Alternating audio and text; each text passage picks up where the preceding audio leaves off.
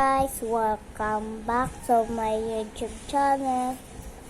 This is me, Bianca. Ako lang po mag-isa at natutulog po ako dito. May sasabihin po ako sa inyo kung ba't di na po ako nagbibideo at nagsisend. Kasi dati di po ako marunong.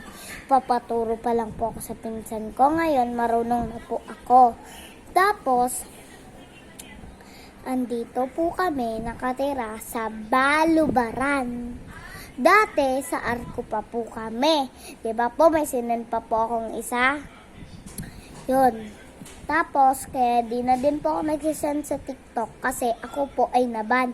Ewan ko po kung babalik pa po yung account at ban ko. Kaya ang pag-uusapan natin ngayon ay isang plus. Ay, hindi pala. Ang pag-uusapan natin kung bakit ako naban.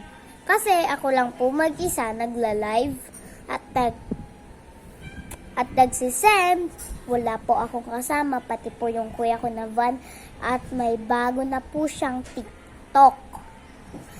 Kaya po, sa birthday ko po, gusto nyo po makita ang birthday ko. Gusto nyo po bang sabihin ko yung birthday ko, ha? Ang birthday ko po ay November 18, 2017.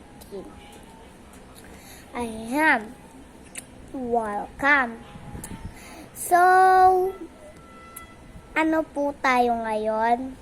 Pag-uusapan po natin kung ba't ako naban. Kasi po, dati hindi pa po ako nababan.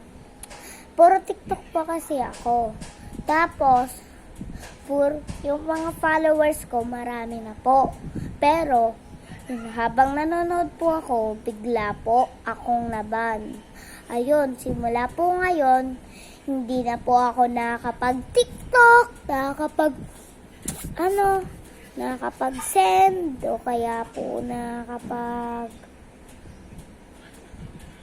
sa kalaro na, sa kaibigan ko na lang po ako nakikisali mag-TikTok.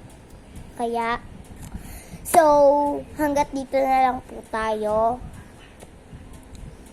Alam niyo na po kung paano po ako naban, ha? Kaya hanggat dito lang tayo. Bye-bye!